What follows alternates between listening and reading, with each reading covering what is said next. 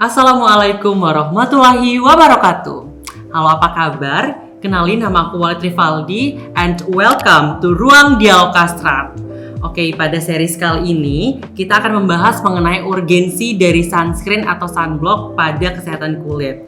Nah, kalau misalnya kita ngomongin kesehatan kulit tuh masih kurang afdol kalau misalnya kita nggak ngajak langsung dermatolog. Oleh karena itu, pada hari ini hadir bersama kita ada Dr. Dedianto Hidayat, SPKK, FINSDV, FAADV. Selamat sore dokter, sekarang lagi sore. Selamat sore. Oke, selamat sore. Selamat pagi, siang, dan malam. Mungkin teman-teman yang nontonnya delay dokter ya. Oh iya. Oke, nah kira-kira kabar dokter hari ini bagaimana dokter? Baik, Alhamdulillah baik. Excited untuk sharing tentang sunscreen dan lainnya? Saya pasti semangat nih kalau udah bicarain soal tabir surya atau sunscreen ya. Oke, mungkin karena itu juga merupakan hal yang krusial juga sebenarnya bagi kita dokter ya. Iya, betul. Nah, ngomong-ngomong tentang sunscreen nih, mungkin masih ada teman-teman yang masih kurang familiar atau masih terdistraksi dengan beberapa istilah nih dokter.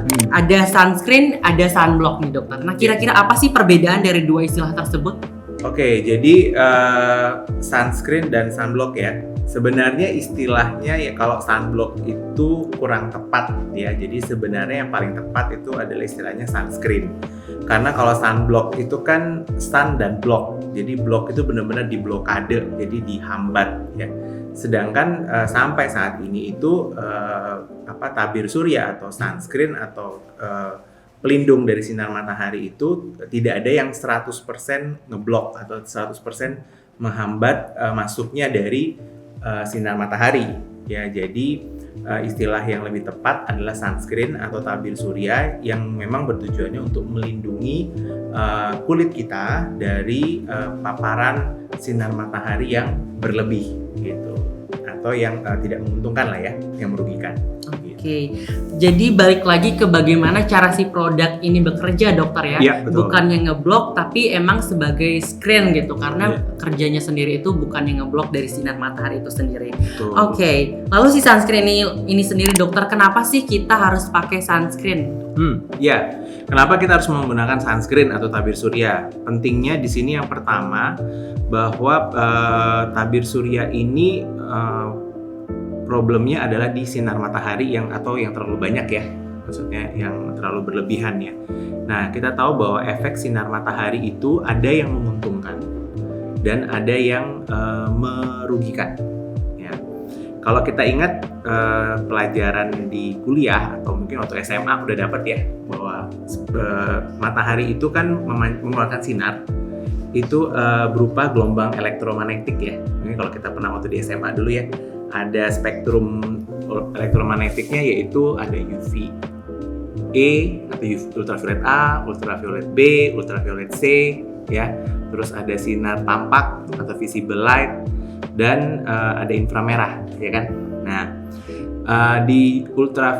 yang berbahaya sampai sejauh ini itu sebenarnya semua sinar itu mempunyai fungsinya sendiri-sendiri.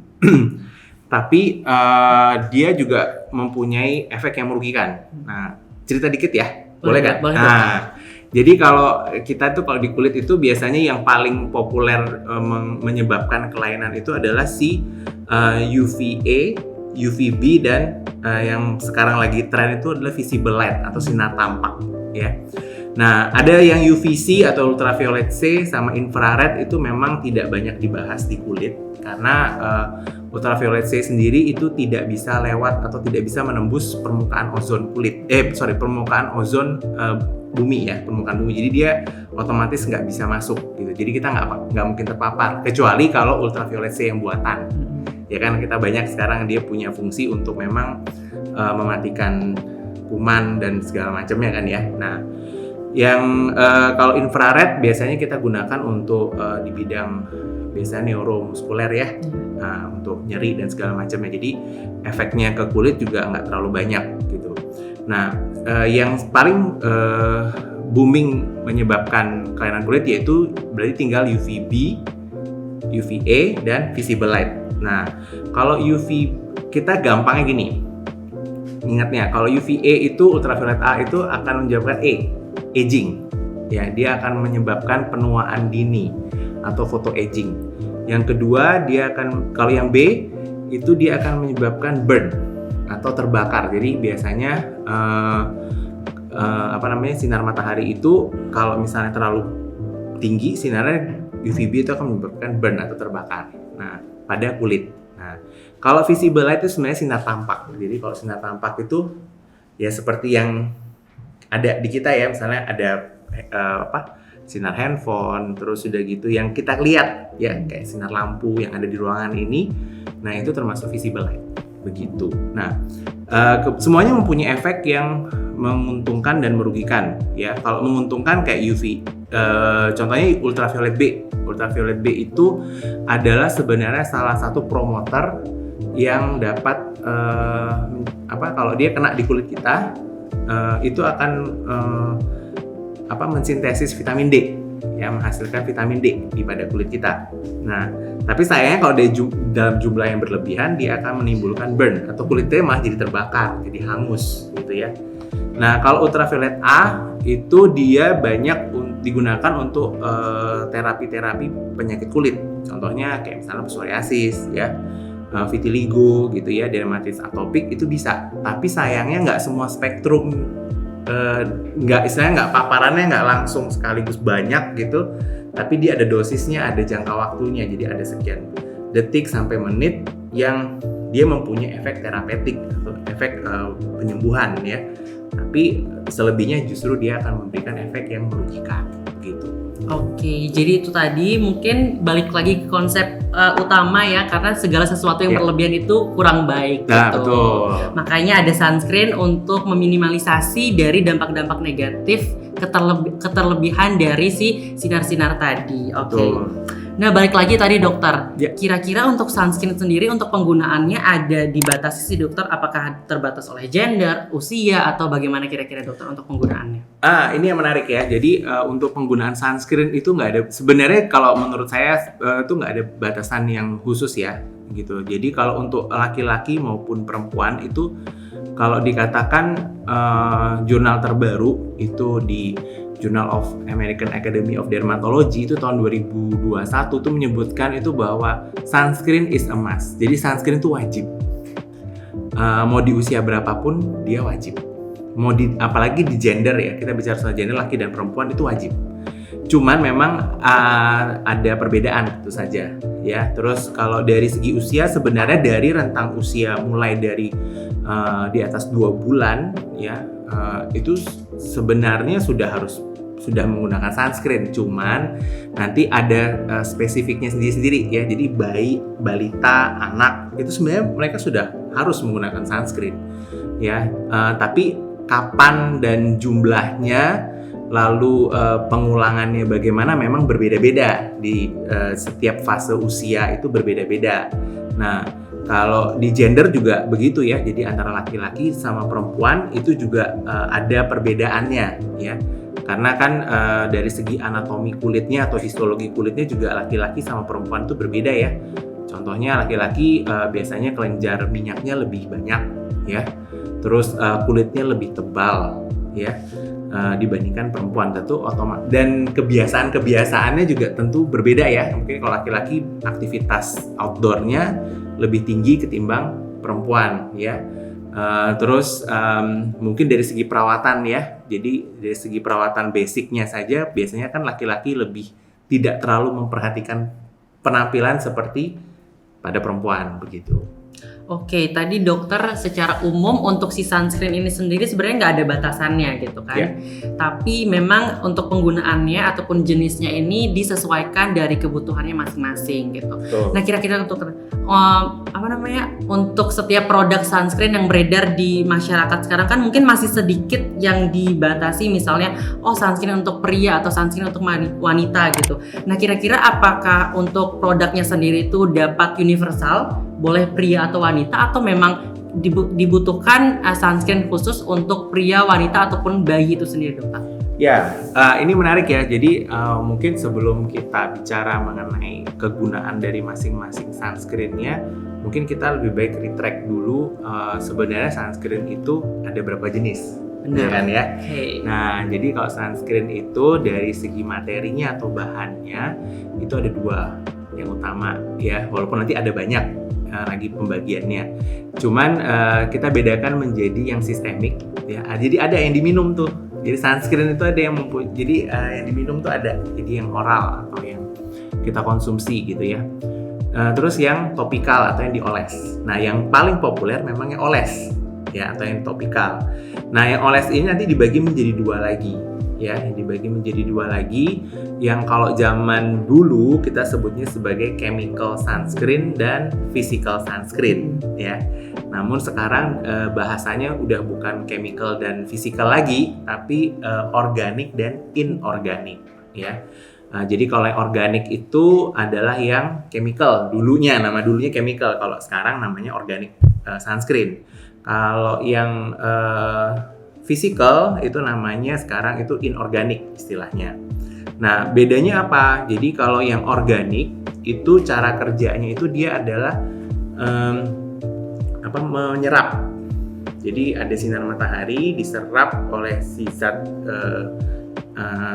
sunscreen-nya ini, terus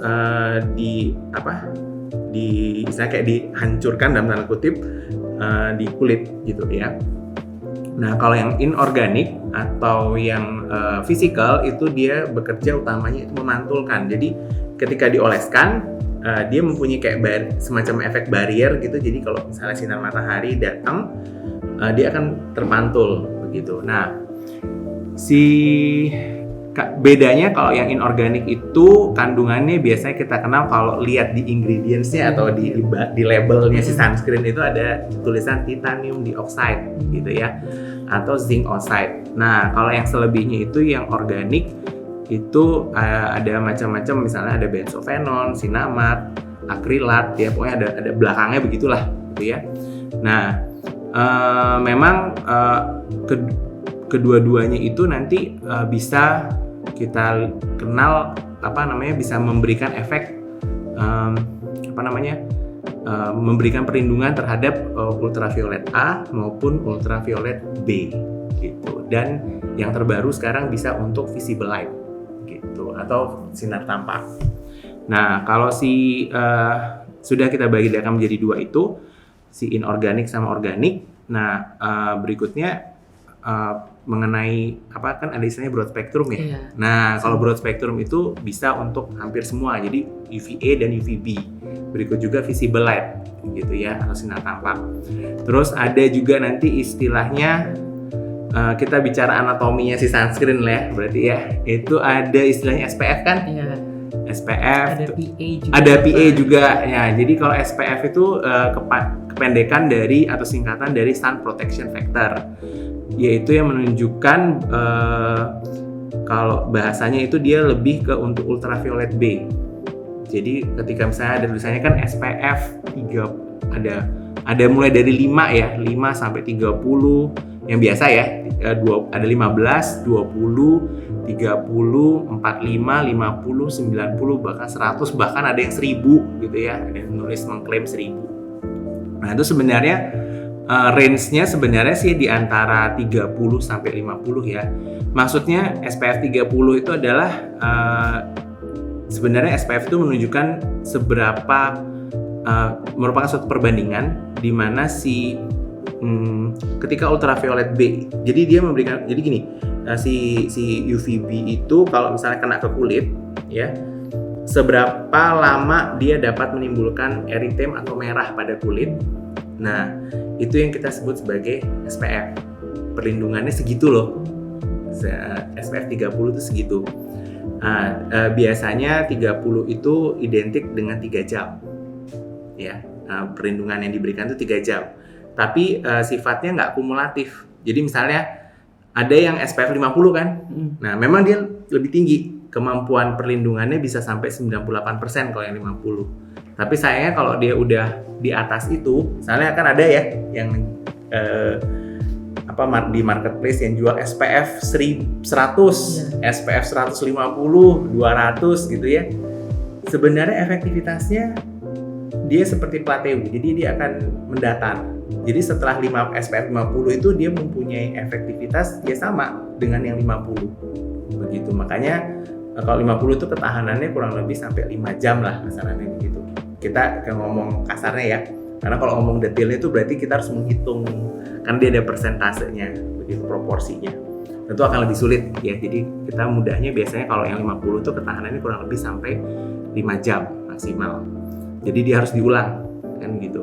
Nah kalau yang PA ya, PA. Kalau PA itu protection grade of ultraviolet A. Jadi kemampuan si sunscreen itu untuk memberikan perlindungan terhadap ultraviolet A.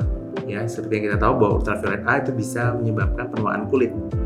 Nah, si PA itu kan ada yang plusnya, ada plus 1 sampai plus 4 ya. Semakin tinggi plusnya, dia akan memberikan perlindungan semakin bagus. Begitu intinya. Nah, tentu saja dari anatomi sunscreen itu kita bisa tahu.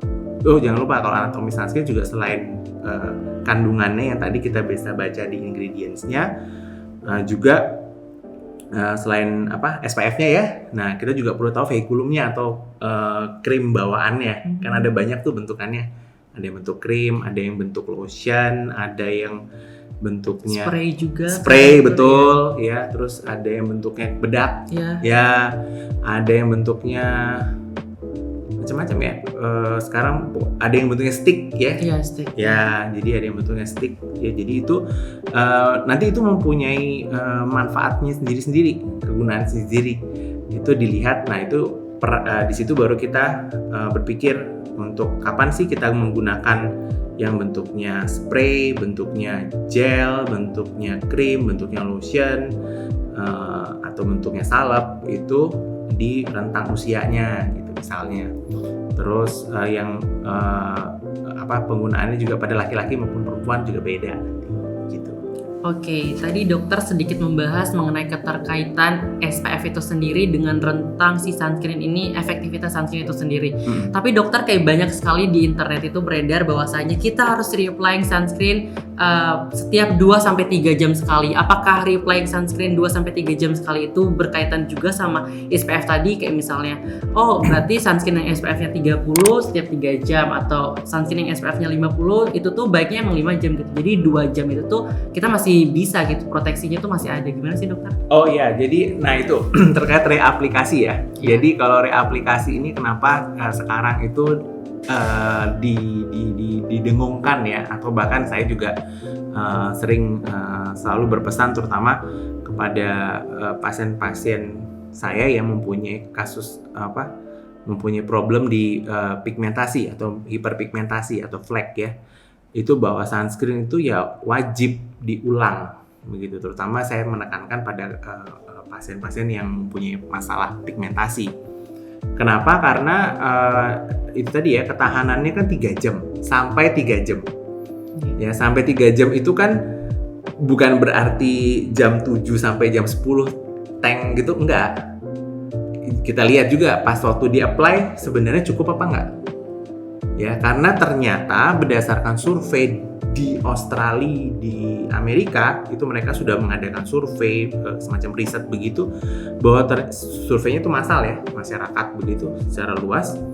Ternyata aplikasi boro-boro reaplikasi, mereka mengaplikasikannya saja untuk pertama kali itu sebenarnya tidak adekuat. Jadi semua itu underdose semua. Jadi mestinya kan untuk sunscreen itu ya, untuk kita bicara yang paling gampang wajah. Wajah itu kalau misalnya dipakai wajah sama leher ya, itu sekali aplikasi itu mestinya membutuhkan 2,5 gram. 2,5 gram sunscreen. Krim, dalam bentuk krim.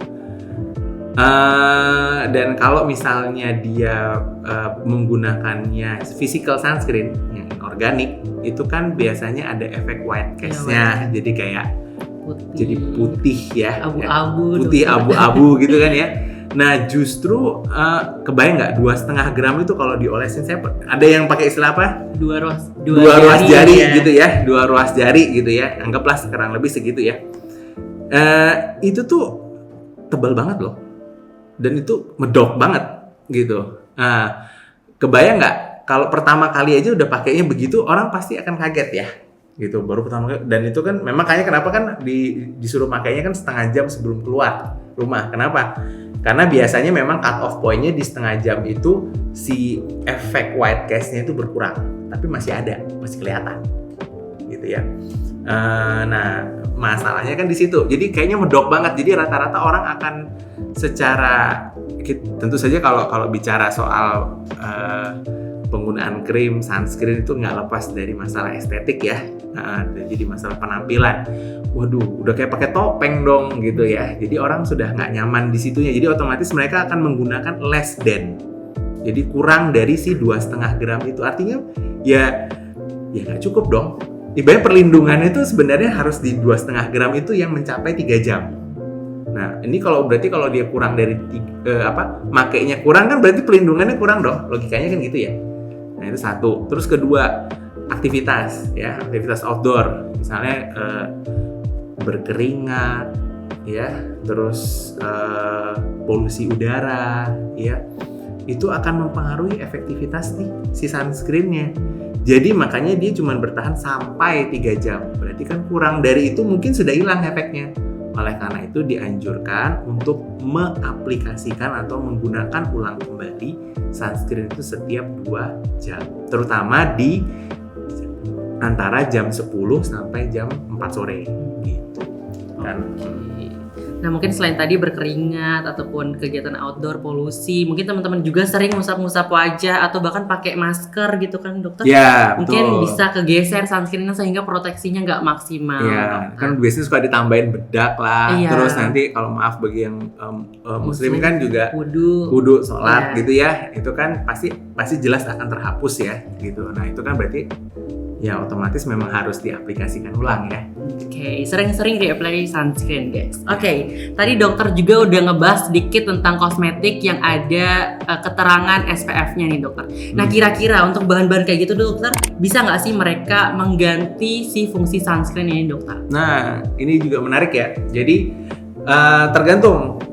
Biasanya kan sunscreen sekarang yang saya bilang tadi banyak ada sediaan-sediaan yang atau kita bilang vehikulum ya sediaan itu. Jadi ada yang di bedak, ada yang di krim, ada yang di foundation segala macam ya. Ini bagi kaum hawa atau bagi kaum perempuan. Ini sebenarnya mempunyai efek atau benefit yang baik ya.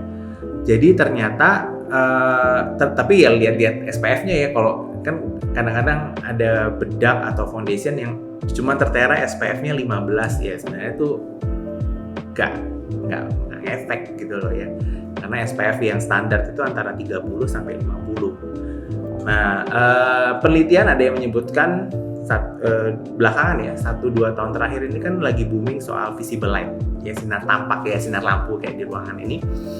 Itu ternyata mempunyai efek dapat menyebabkan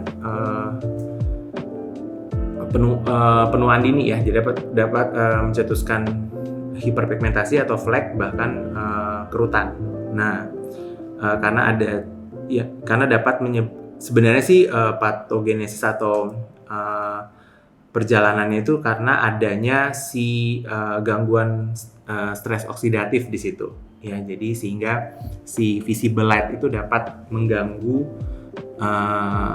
dapat menyebabkan stres oksidatif, intinya begitu. Nah, ternyata ada yang namanya tint sunscreen. Jadi tint itu tinta, jadi kayak berwarna gitu loh. Ya, tinted sunscreen atau yang modelnya kayak foundation, jadi warnanya mungkin coklat muda, coklat tua gitu. Nah, dia bisa jadikan alas bedak dan ternyata kandungan di tinted sunscreen itu dapat memberikan proteksi lebih terhadap si sunscreen itu sendiri. Jadi boleh, nggak masalah, bagus malahan.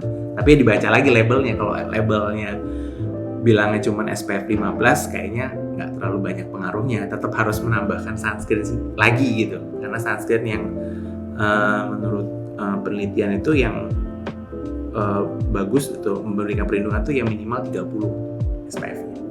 PA-nya biasanya sih antara kalau PA, kita bicara PA pasti lebih tinggi akan lebih baik.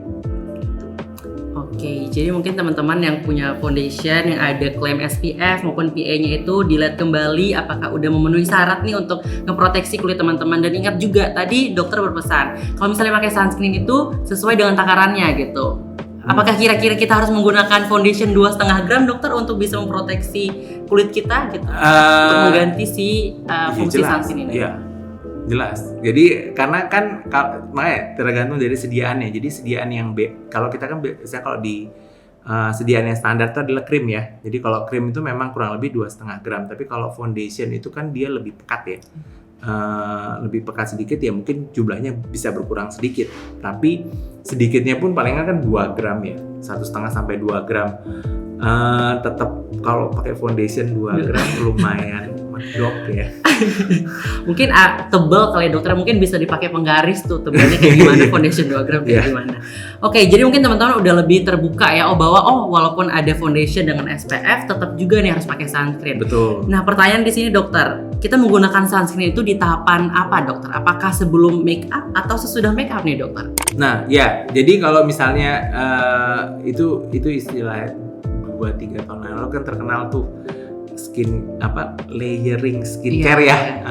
SFM 17 layer. Ya, ada 17, ada berlapis-lapis gitu. Ya, belum sampai ratusan gitu ya. Belum selesai skincare udah ngantuk dokter ya gitu kan. Saya kalau mahasiswa FK begitu bisa jam berapa datang terametnya lah, teramet aja jam 7 ya.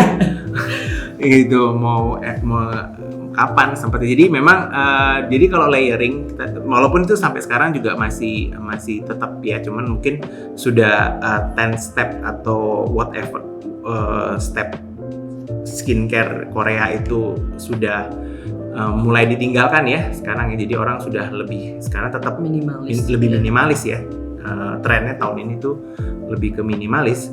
Jadi mungkin kalau untuk skincare, terutama sunscreen itu biasanya di-apply kalau untuk layering dia selalu paling terakhir. Ya. Nah, memang bagi yang kaum perempuan itu ada tambahan kan mesti make up. Nah, bisa sebelum make up. Jadi si sunscreen-nya ini bisa, kan ada 2 ya, sunscreen itu bisa berfungsi sebagai alas bedak ya. Atau bisa berfungsi sebagai primer untuk make up-nya itu boleh. Jadi sebelumnya. Jadi tinggal nanti gampang, biasanya kan sekarang juga banyak ya untuk mereaplikasi daripada bedaknya hilang, harus ngapus lagi. Biasanya ya itu tadi fungsinya si bedak ber-SPF itu bisa ditambahkan ya.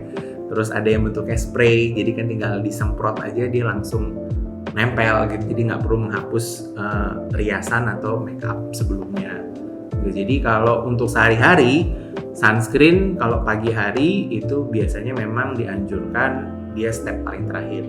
Jadi misalnya pasti kan cuci muka dulu ya, terus udah gitu mau ada menggunakan pelembab boleh, atau mau menggunakan obat jerawat atau obat flek sebelumnya atau krim flek sebelumnya, tapi yang jelas sunscreen di step paling terakhir. Step paling terakhir dari skincare dokter. Iya, betul. Oke. Nah, tadi juga dokter sudah sedikit banyak membahas mengenai sinar tampak nih dokter. Nah, berarti apakah sunscreen ini harus tetap kita gunakan pada saat kita berada di dalam ruangan seperti sekarang ini dokter, atau outdoor aja nih perlunya sunscreen gitu dokter? Perlu. Jadi ternyata jawabannya adalah perlu ya. Jadi terutama bagi kita yang mempunyai problem atau mempunyai bakat flek atau pigmentasi ya, dalam hal ini memang di wajah ya, kita fokuskan lebih banyak di wajah. Jadi memang di 2-3 tahun terakhir ya itu lagi rise up awareness tentang si visible light ini ya. Apalagi kita kan kemarin baru ya, nggak kemarin sih, sampai sekarang juga statusnya masih pandemi kan ya. Kita masih tetap kontak sama laptop ya. Kita banyaklah berurusan dengan alat-alat elektronik yang dimana mengeluarkan sinar tampak atau blue light ya. Nah, ternyata concernnya di situ ada gitu. Jadi ternyata memang blue light atau visible light ini beberapa penelitian dapat menunjukkan bahwa visible light ini dapat mengganggu menyebabkan stres oksidatif pada kulit, sehingga kita membutuhkan tambahan untuk proteksi terhadap visible light ini. Dan paling mudah, karena kan memang sunscreen itu digunakannya tiap hari secara, maksudnya di weekdays ya, di saat kita bekerja, otomatis yang paling gampang kita menambahkan proteksi ini adalah di sunscreen kita gitu. Oke, Oke, jadi tetap ya walaupun dalam ruangan itu tetap untuk dapat menggunakan sunscreen. Nah, ada juga pertanyaan dokter. Nah, sekarang kan lagi mendung nih dokter gitu. Kira-kira apakah masih perlu menggunakan sunscreen karena kan nggak ada cahayanya nih dokter. Kira-kira gimana, Nah, dokter? ini nih yang paling menarik ya. Betul juga nih. Nah, jadi kalau pakai sunscreen kalau lagi mendung-mendung perlu nggak? Jawabannya perlu. Ya, kenapa perlu? Jadi begini, nomor satu, yang perlu diketahui bahwa sinar matahari itu pancarannya atau gelombang sinar matahari itu, kalau tadi kan UVC itu kan dihambat oleh si ozon ya. Kalau UVB itu dihambat oleh si kaca. Jadi Dan kaca ruangan dokter. Kaca ruangan, betul ya. Nah, si UVB ini juga dihambat oleh awan ya. Jadi aman tuh kalau lagi ada awan itu UVB-nya aman. Tapi sayangnya yang namanya UVA dia bisa menembus sampai ke dalam hati, nggak bercanda. Bisa menembus awan sekaligus bisa menembus kaca. Jadi otomatis si UVA ini akan jadi mau nggak mau tetap harus pakai sunscreen kan, walaupun mendung. Kenapa? Karena sunscreen itu kan ya biasa kita pasti akan menganjurkan orang untuk menggunakan sunscreen yang broad spectrum kan, UVA dan UVB. Dan rata-rata semua sunscreen pasti akan memberikan perlindungan terhadap keduanya. Jadi otomatis kita harus memberikan perlindungan terhadap UVA gitu. Jadi tetap harus pakai karena dia dapat menembus awan bahkan sampai kaca. Oke. Jadi tetap ya guys, karena sunscreen itu tuh kayak mantan gitu. Kemanapun kita berada tuh, maksudnya matahari itu kayak mantan gitu. Walaupun tertutup oleh banyak sekali tembok gitu kan, tetap bisa menemukan kita semua gitu. Oke, dari tadi kita udah ngebahas tentang ternyata penggunaan sunscreen itu penting banget. Terus ada juga ternyata sinar UVA dan teman-temannya itu tuh memberikan dampak negatif bagi kita. Nah, kira-kira apa sih dokter dampak-dampak kalau misalnya kita tidak menggunakan sunscreen secara rutin ya, dalam tanda kutip? Jadi yang pertama kalau kita tidak menggunakan sunscreen itu sekarang 80% problem remaja kan ya? Iya. Kulit saya kusam, dok. Gitu ya. Itu udah 80% problem kulit remaja, insecure sama kulit saya kusam, dok. Belum lagi kalau kaum perempuan, remaja perempuan Indonesia ya, sudah ada penelitiannya. Dok, saya belum ditambah dengan racunnya K-pop ya, ngelihat perempuan ya, ngelihat wanita perempuan Korea yang putih kayak porselen gitu ya. Nah, jadi mulus, nggak ada pori-porinya. Orang perempuan Indonesia kan rata-rata eksotis ya kulitnya, karena nggak boleh bilang coklat tua dan sawo matang dan sawo mentah ya. Jadi dibilangnya eksotis aja. Nah, jadi itu kan perbedaan gender ya. Bukan perbedaan ras ya. Jadi kalau Korea kan memang pada dasarnya memang dia putih ya, kuning gitu. Putih kuning, sedangkan kalau di Indonesia kan rata-rata eksotis kayak coklat, agak coklat muda, coklat tua gitu ya. Nah, dengan racun itu plus pengen putih kan itu sudah kayak sudah kayak problem sendiri gitu loh.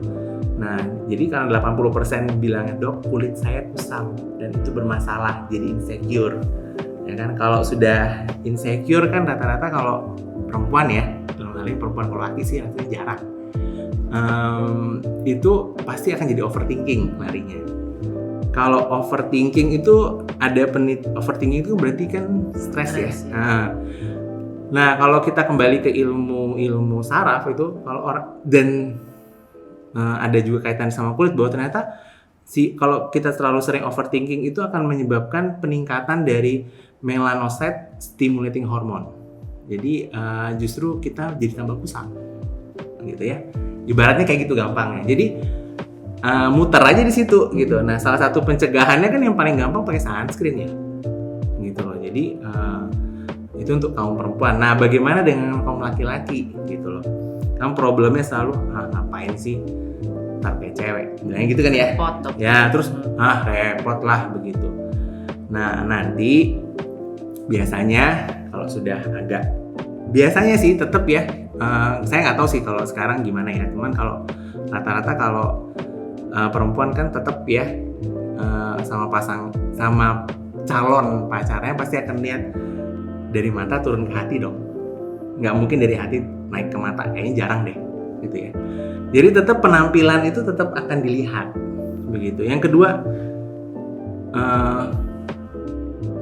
kadang-kadang suka begini nih, ketemu mahasiswa diomongin, dijibahin ya, kok tampangnya nggak sesuai sama usianya sih, ya kan, banyak kan yang kayak begitu. Nah itulah sebabnya kenapa sunscreen itu perlu digunakan. Belum lagi kalau misalnya kaum laki-laki terutama remaja biasanya suka bermasalah di jerawat ya, terus kalau jerawatnya udah parah dia jadi bopeng.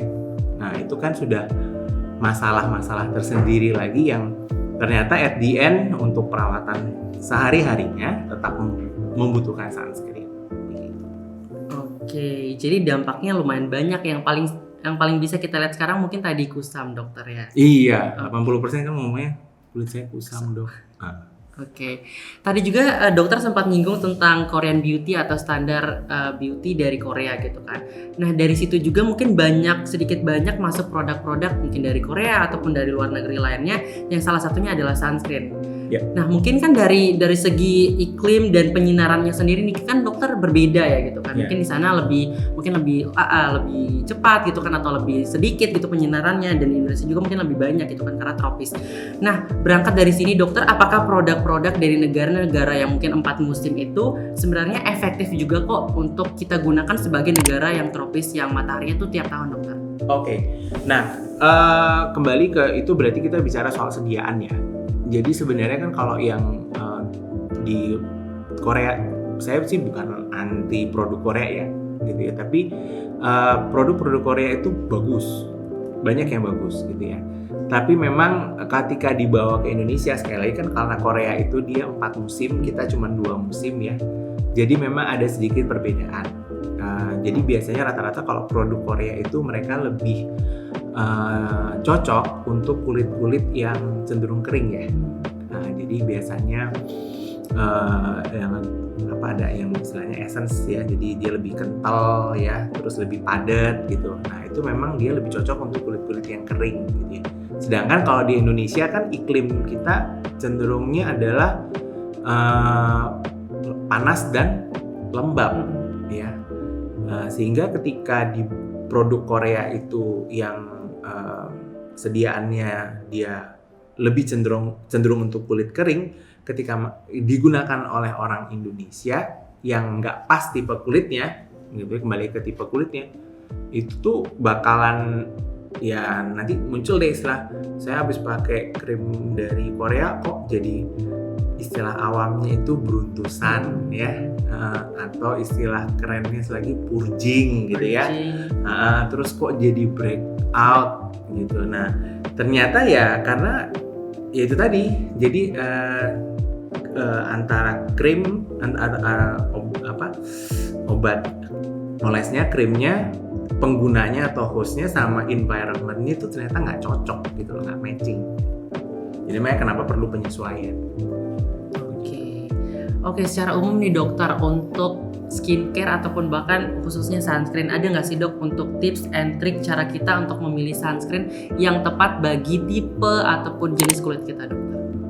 Ya, jadi kalau untuk, ini sebenarnya tipsnya nomor 1 sih memang tetap ya, kalau sunscreen itu jadi ibaratnya seperti trial and error ya.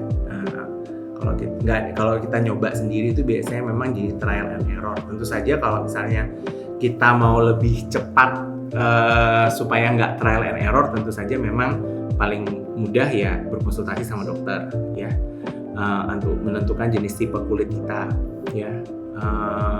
Terus kemarin itu juga di Perdoski itu juga ada riset, mau ada riset mengenai tipe kulit orang Indonesia, pemetaannya gitu ya. Nah terus kemudian yang paling gampang sih sebenarnya kita harus tahu dulu ya tipe kulit kita apa. Biasanya yang paling mudah sih normal ya, kulit tipe normal, berminyak, kering, atau sensitif. 4 itu sih biasanya yang paling paling gampang ya, paling mudah. Normal itu kan sebenarnya juga agak susah kita nentukan, karena normal itu kayak gimana sih yang dikatakan normal gitu ya. Ya, normal jelas ya tidak berjerawat ya, tidak ada problem, intinya sih begitu ya. Terus istilahnya kulit bebal ya, jadi dipakai apa aja cocok aja gitu ya, nggak ada pernah masalah. Itu biasanya kita kategorikan normal. Kalau berminyak ya kelihatan ya, jadi kalau misalnya cenderung berjerawat ya, cenderung lebih cepat kusam gitu. Kalau kulit kering kan kelihatan ya, pucet gitu biasanya ya. Terus mudah bersisik. Kalau sensitif tuh biasanya sudah punya masalah ya, jadi misalnya gampang perih, jadi kalau kena produk sedikit perih gitu ya. Terus ada ininya sendiri sih, kayak semacam grade-nya gitu ya. Jadi terus kalau kena sinar matahari mudah merah gitu ya. Terus kulitnya cenderung tipis ya. Terus ada bakat-bakat atopi atau bakat-bakat memang alergi sebelumnya gitu. Nah, itu biasanya kita golongkan ke kulit sensitif. Nah, tentu saja pemilihannya akan berbeda-beda sunscreen-nya ya. Pukul rata semua sih sebenarnya, yang jelas paling cocok kalau untuk kulit sensitif itu biasanya gunakan yang fisikal ya, atau yang inorganik, betul. Nah, kalau yang tipe kulit berminyak biasanya gunakan yang sediaannya gel atau lotion ya, atau spray ya.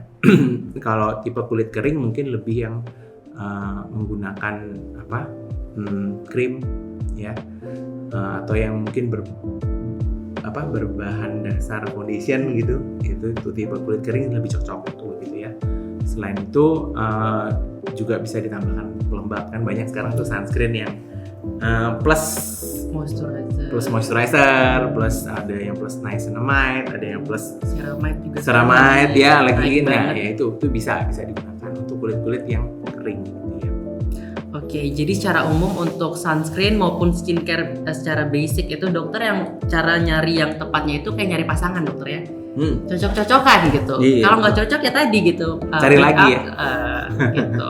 Oke, mungkin itu aja ya untuk dari list pertanyaannya, udah semua nih dokter, udah luar biasa semua. Tapi mungkin sebelum menutup ini dokter mungkin ada closing statement mengenai tema kita hari ini, yaitu urgensi sunscreen bagi kesehatan kulit dokter. Ya, jadi yang pertama untuk semuanya ya, saya cuma berpesan bahwa penggunaan sunscreen atau tabir surya itu WAJIB ya, udah wajib gitu ya.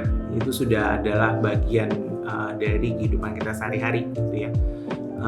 Karena efek buruk dari sinar, ternyata bukan hanya efek buruk dari sinar matahari saja yang dapat dicegah oleh si sunscreen itu, tapi juga efek, karena sunscreen kan apalagi saat ini kita banyak menggunakan laptop, handphone dan segala macamnya, radiasi dari visible light atau sinar tampak itu ternyata sedikit banyak juga berpengaruh terhadap kesehatan kulit kita.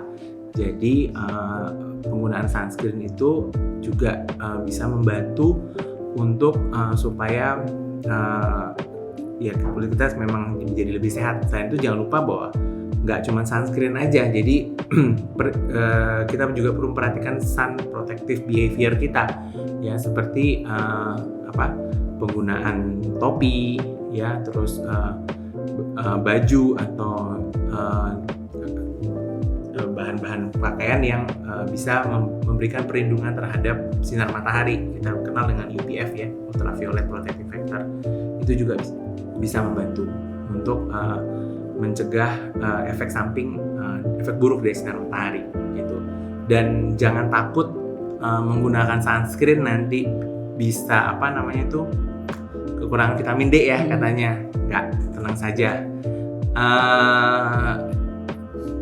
Walaupun kontroversial, tapi beberapa penelitian menunjukkan bahwa vitamin D itu tidak banyak dipengaruhi oleh penggunaan sunscreen gitu. Karena biasanya kan sunscreen hanya di wajah, dan tentu saja penggunaannya biasanya juga underdose ya, jadi tidak sesuai dengan dosis yang semestinya. Belum sempurna. Jadi otomatis sudah pasti jangan khawatir gitu kekurangan vitamin D. Oke, itu tadi dia closing statement dari Dr. Dedi mengenai tema kita pada hari ini. Mungkin sebelum menutup secara resmi, di sini juga kami ada sedikit ucapan terima kasih kepada Dr. Dedi. Mungkin teman-teman panitia? Sebagai ucapan terima kasih di sini kami juga menghadirkan berupa plakat kepada Dr. Dedi.